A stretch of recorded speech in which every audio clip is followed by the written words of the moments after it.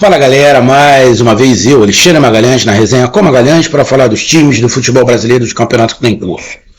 Campeonato Brasileiro 2024, Série A, 31ª rodada. Rodada essa com jogos no sábado e na segunda-feira. 8 jogos no sábado. Não tem jogo no domingo? Não tem jogo no domingo, porque domingo ainda tem eleição, segundo turno, em muitos municípios. Então não teremos jogos sábado e domingo. E um desses 8 jogos do sábado foi entre Flamengo e Juventude. Flamengo, finalista da Copa do Brasil, com a chance bem pouca no Campeonato Brasileiro. O Campeonato Brasileiro para o Flamengo é para ficar ali entre os 4 primeiros, para estar na próxima Libertadores, caso não ganhe a Copa do Brasil. Para ir para a Libertadores vai ser através do Campeonato Brasileiro. Então ficar ali entre os 4 primeiros para ir para a Libertadores direto, fase de grupos. Então esse é o campeonato do Flamengo. Título, sinceramente, eu acho difícil. Botafogo e Palmeiras vão ter que derrapar, vão ter que dar 2 derrapadas. Apesar que no mesmo horário estava jogando Palmeiras e Fortaleza, empataram. Ou seja, deram uma derrapada e o Flamengo, que jogou no Maracanã contra o Juventude, venceu por 4-2. Ou seja, diminuiu um pouco a distância em relação a Fortaleza e Palmeiras. E o Flamengo ainda tem um jogo a menos, um jogo difícil contra o Internacional, fora de casa, onde o Flamengo não pode contar com esses 3 pontos, que pode não ganhar, que vai ser muito normal, porque o time do Internacional é um bom time, está se recuperando, e eu também acho que o Internacional vai brigar para ficar ali entre os 4. Então o Flamengo não pode contar com esse jogo, com pontos do jogo contra o Internacional. Tem que contar com os pontos que ele fizer sem esse jogo do Internacional. Se vier algum ponto desse jogo internacional, melhor. Agora, se não vier, o Flamengo tem que continuar seguindo para ficar entre os 4. Então o Flamengo jogou, ganhou de 4-2, vitória justa, mas teve algumas polêmicas, algumas situações que serão faladas, obviamente, todo mundo vai falar, apesar dessa rodada ter tido 3, 4 jogos, mas já teve muita polêmica em relação à expulsão, em relação a pênalti. Estava vendo agora o início do jogo do Atlético Paranaense, teve uma expulsão com 3 segundos. Atlético Paranaense Cruzeiro, uma expulsão com 3 segundos, bem complicado isso, a gente tem que se analisar, que muita gente vai falar que pode ter sido armação. Ser expulso com 3 segundos, irmão, é para desconfiar. Com 3 segundos é para desconfiar. Mas isso aí é um outro papo. Então vamos lá para a gente falar dessa vitória do Flamengo de 4-2 em cima do Juventude, onde jogadores se destacaram. O Gabigol conseguiu sair de um jejum aí de 10 mil anos sem fazer um gol, fez um gol de pênalti. O Arrascaeta também estava sem fazer gol, fez gol. O Plata, que não tinha feito gol ainda com a camisa do Flamengo, fez um gol. Ou seja, o Flamengo fez os seus 3 pontos merecidamente. Algumas falhas defensivas, mas era mais ou menos o óbvio que ia acontecer, vitória do Flamengo. Então peço a você, meu amigo torcedor flamenguista, meu amigo torcedor do Juventude, meu amigo torcedor brasileiro em geral, peço que você curta, compartilhe, inscreva-se no canal, dê o seu like, ative a notificação, coloque nos comentários, entre no nosso WhatsApp que está aqui embaixo na descrição do canal, você vai lá, diz seu nome, o time que você torce, que eu coloco você no grupo do seu time, só para lembrar, para falar de futebol, não para falar de política e nem de religião. E se você quiser ajudar o canal a crescer, você pode dar através do Pix, que é o número do nosso WhatsApp, você pode dar através do Superchat, quando estiver fazendo live, e você pode ajudar através do clube de membro do canal Resenha com Magalhães aqui embaixo de azul. E agora você pode ajudar através do Valeu, que é esse coração com cifrão que está do lado, compartilhar. Mais uma coisa, não deixe de se inscrever no canal, porque mais da metade da galera que acompanha o canal não é inscrito, então dá essa moral pro canal, inscreva-se no canal. Então vamos lá, galera, vamos aqui pegar logo a classificação. Bom, com esta vitória, o Flamengo está aqui na 4ª colocação, não perde a 4ª colocação e não chega na 3ª, obviamente, né? O que acontece com o Flamengo é que o Flamengo encurta a pontuação em relação ao Fortaleza, que empatou Fortaleza e Palmeiras. Ou seja, o Flamengo agora está a 3 pontos do Fortaleza, que é o 3º colocado. E o Flamengo tem um jogo a menos. Esse jogo a menos contra o Internacional, que vai ser nessa semana agora, se o Flamengo ganha, o Flamengo vai a 57 pontos e o Flamengo fica com 17 vitórias. O Flamengo passa o Fortaleza. Então, se o Flamengo por acaso, ganhe do Internacional, o Flamengo fica com o mesmo número de pontos de Fortaleza e passa o Fortaleza na terceira colocação. E aí fica a 4 pontos do Palmeiras, que empatou. Vai que o jogo Botafogo e Bragantino dá empate também. Aí a coisa muda de figura. Porque se Bragantino e Botafogo dá empate, o Botafogo fica com 62, o Palmeiras tem 61, o Fortaleza 57. Se o Flamengo ganha no meio de semana do Internacional, vai a 57, o Flamengo fica a 5 do Botafogo. E aí o Flamengo entra na briga pelo título. Se todos esses resultados acontecerem, o Botafogo não ganhar do Bragantino, e o Flamengo ganhar do Internacional, o Flamengo entra na briga. O Flamengo vai entrar na briga. Hoje eu não vejo o Flamengo brigando pelo título. Mas, se acontecer o que eu acabei de falar, aí o Flamengo entra na briga. Então o Flamengo está lá com 54 pontos em 30 jogos. Tem um jogo a menos, como a gente falou. E o Juventude, com esta derrota, nesse momento está entrando na zona do rebaixamento. Por quê? Está com 34 pontos. Só que o Atlético Paranaense que está jogando está ganhando e está indo a 34 pontos também. Está ali, ó, com 9 vitórias. Está com o mesmo número de pontos, só que uma vitória a mais. Então está passando Juventude está entrando na zona de rebaixamento. E o Bragantino, que nesse momento tem 35 pontos, está fazendo esse um pontinho por causa do empate. Porque se o Bragantino perder, vai ficar com 34 pontos. Vai ficar com 8 vitórias. Mas mesmo assim, o saldo de gols do Bragantino é melhor. Mesmo que o Bragantino perca para o Botafogo, o Bragantino não entra na zona do rebaixamento, vai ficar com 34 pontos. Igual, vai trocar de lugar com o Atlético Paranaense passa o Bragantino fica na 16ª colocação, só que o Juventude não consegue sair da zona de rebaixamento. Então a derrota do Juventude foi muito ruim, que o colocou na zona de rebaixamento. Principalmente porque nesse momento que eu estou gravando, o Atlético Paranaense está ganhando o jogo de 1-0 em cima do Cruzeiro. Cruzeiro que está com o time todo reserva porque joga a Sul-Americana. E como eu falei, teve uma expulsão com 3 segundos. 3 segundos. Bom, tá bom, para desconfiar. 3 segundos. Porra, vamos lá. E aí vamos pro jogo, cara. O Flamengo foi dominante o jogo inteiro. O Flamengo teve que fazer algumas mudanças, né?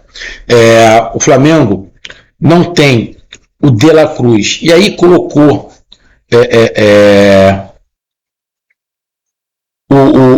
o volante Everton Araújo, ficou Everton Araújo e o Pulgar, e aí, tendo o Everton Araújo e o Pulgar, o Everton Araújo é mais volante de contenção.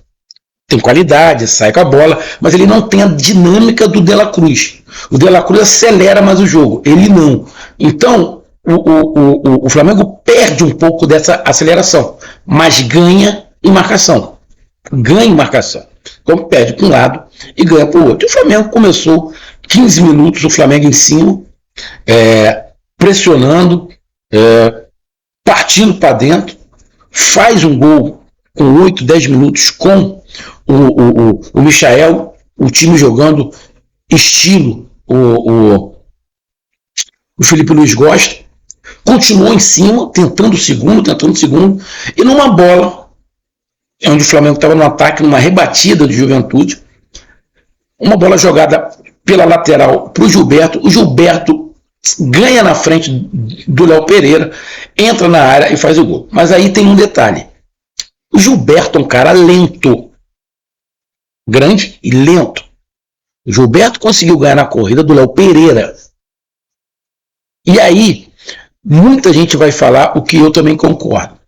Se é o Fabrício Bruno tinha tomado a bola do Gilberto. Porque o Fabrício Bruno é muito mais rápido que o Léo Pereira e muito mais rápido que o Gilberto. O Fabrício Bruno tinha chegado na bola. Ele tinha ganho na corrida. Mas é uma opção do Felipe Luiz. Eu, particularmente, se tiver que optar entre Léo Ortiz e Fabrício Bruno, eu prefiro o Ortiz. Agora, entre Fabrício Bruno e Léo Pereira, eu prefiro o Fabrício Bruno. É questão de gosto. Beleza?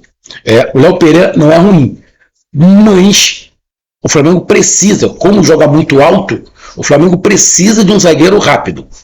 Nem o Léo Ortiz e nem o Léo Pereira são rápidos assim. O Léo Pereira é mais lento que o Ortiz. Então, nesse lance, se é o Fabrício Bruno, o Flamengo não tomaria esse gol. O Fabrício Bruno ia chegar na frente do Gilberto.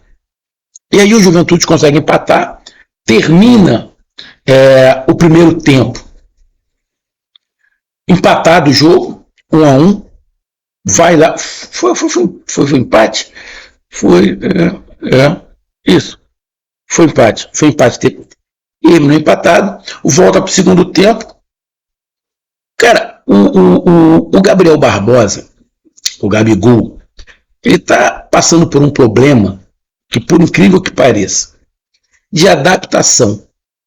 Por incrível que pareça, de adaptação. Por quê? O Gabriel Barbosa, ele nunca foi centroavante. O Gabriel Barbosa sempre foi segundo atacante.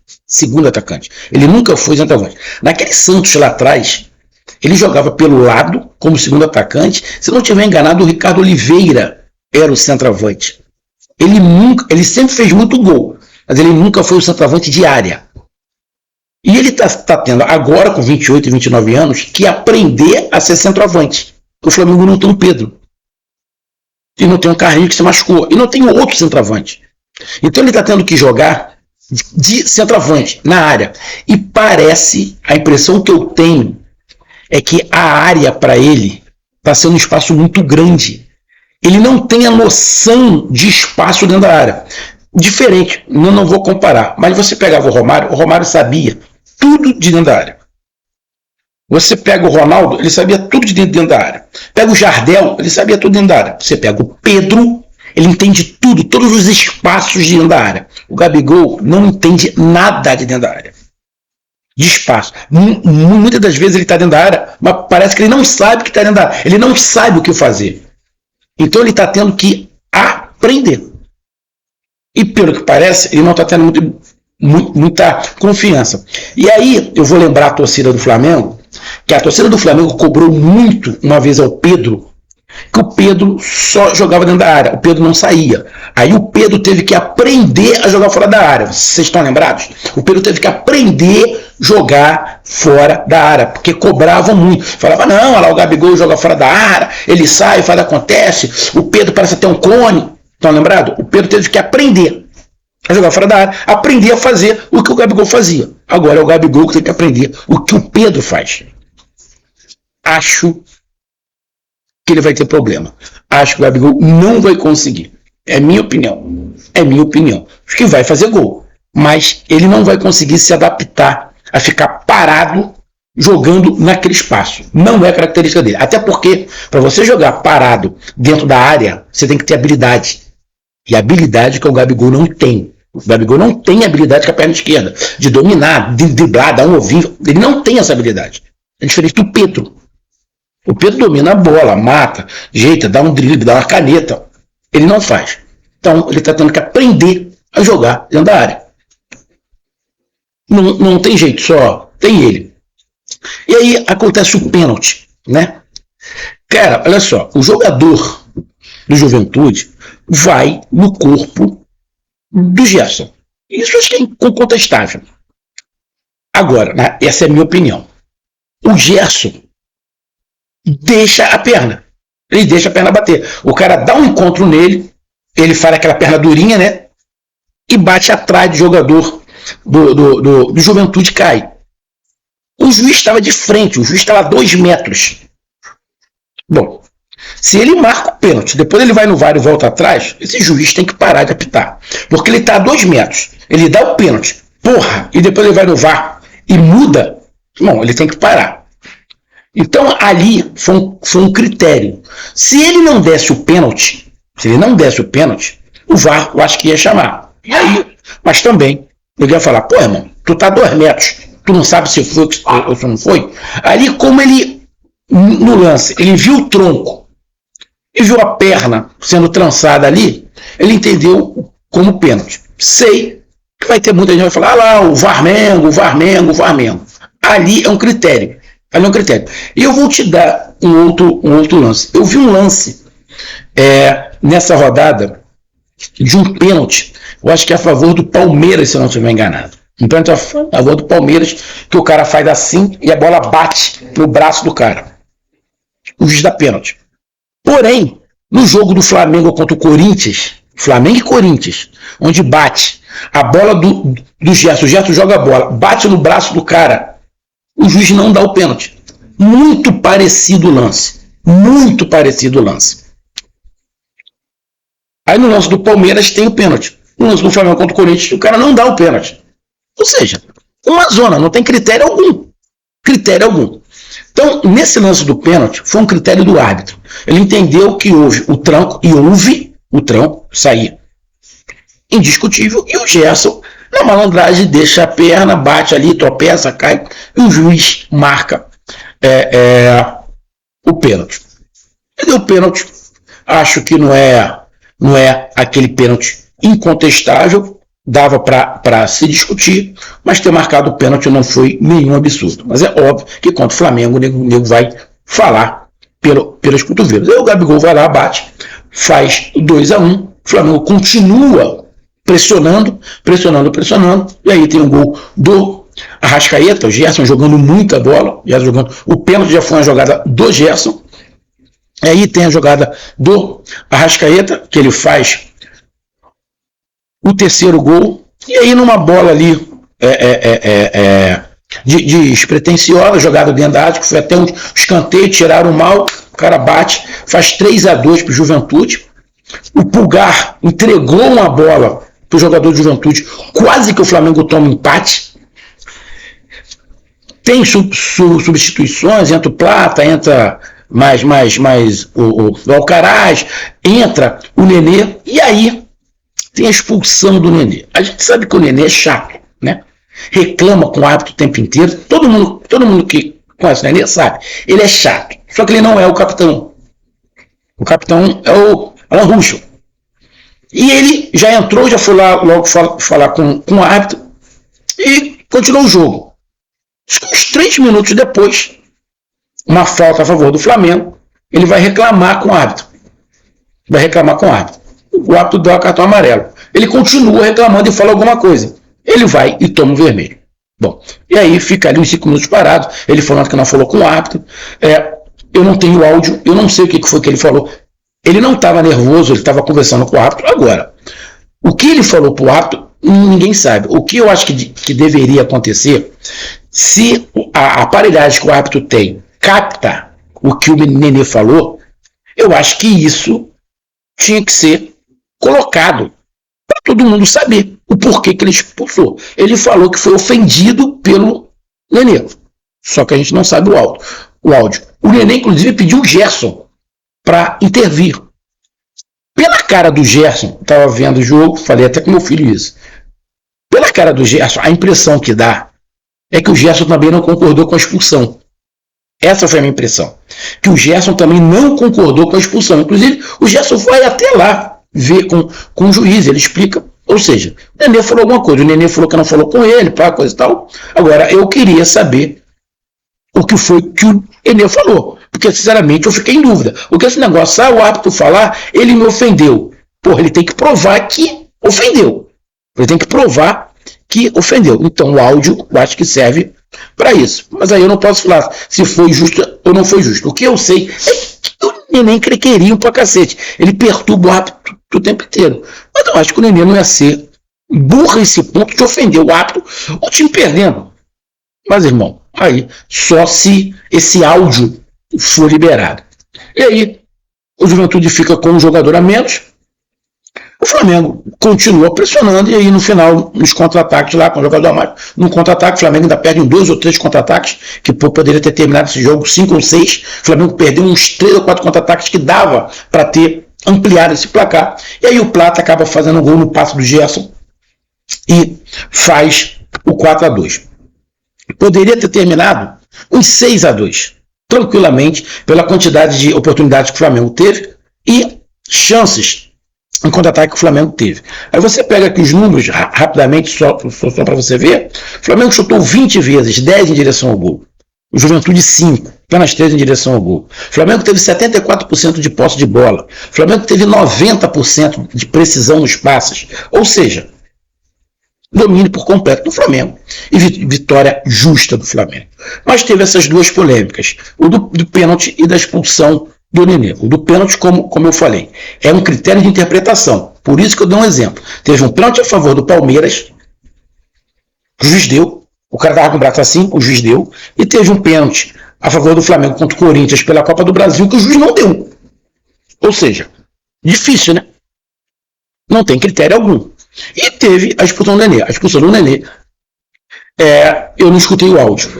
Eu não escutei o áudio, não sei se alguém escutou, mas eu acho que esse áudio tinha que ser colocado para... Ele vai escrever, o Nenê me ofendeu. Deve ter falado isso, isso e isso. E ofensa não necessariamente é xingamento. A ofensa pode ser como? Ele chegar e falar, porra, não precisa ajudar o Flamengo para eles ganharem. Ele pode entender isso como ofensa. Ele pode entender isso como ofensa. E se ele fala, pô, você não precisa ajudar. Ou seja, se ele diz para mim que eu não preciso ajudar, ele está dizendo que eu estou sendo parcial. Eu estou ajudando um time e prejudicando o outro. É uma ofensa. E aí, cara, é um critério, mas eu queria saber realmente o que foi que o Nenê falou. Então tá aí a minha análise. Um grande abraço, até mais, valeu, tamo junto, fui.